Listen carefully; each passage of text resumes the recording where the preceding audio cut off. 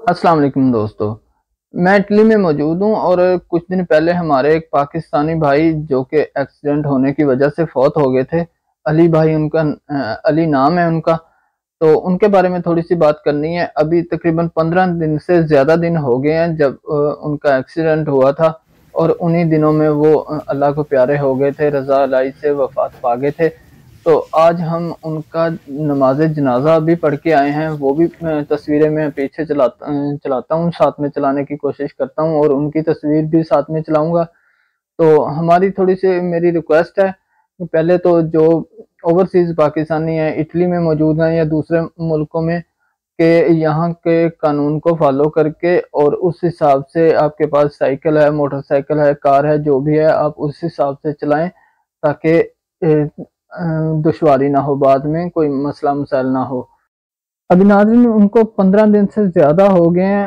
آج ہم ان کا نماز جنازہ پڑھ کے آ رہے ہیں، 26 ستمبر آج کی ڈیٹ ہے۔ تو آج ہم نے 1 بجے کے بعد ان کا جنازہ پڑھا ہے۔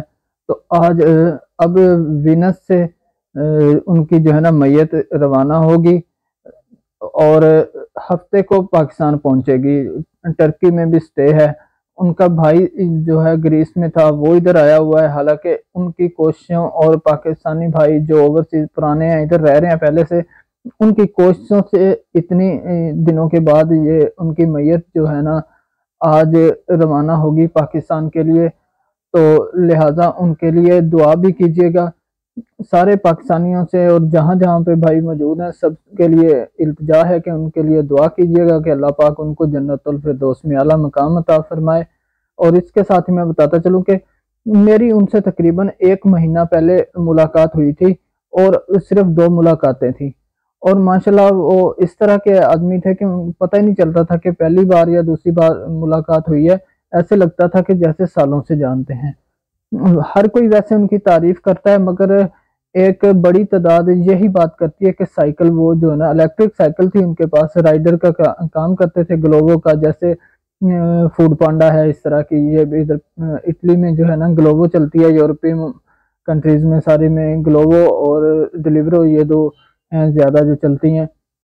اس لیے میری سب اوورسیز بھائیوں سے درخواست ہے، چاہے وہ پاکستان سے یا انڈیا سے ہیں یا کسی اور ملک سے ہیں جو میری بات کو اردو کو یا ہندی کو سمجھ سکتے ہیں، تو کہ آپ جہاں پہ بھی جاتے ہیں، موٹر سائیکل سے، کار سے یا سائیکل سے جاتے ہیں، تو آپ ایک تو یہ ہے کہ احتیاط سے، سکون سے جائیں، دوسرا جو ہے نا آپ ادھر کے قانون کو فالو کریں تاکہ بعد میں کوئی مسئلہ مسائل نہ ہو۔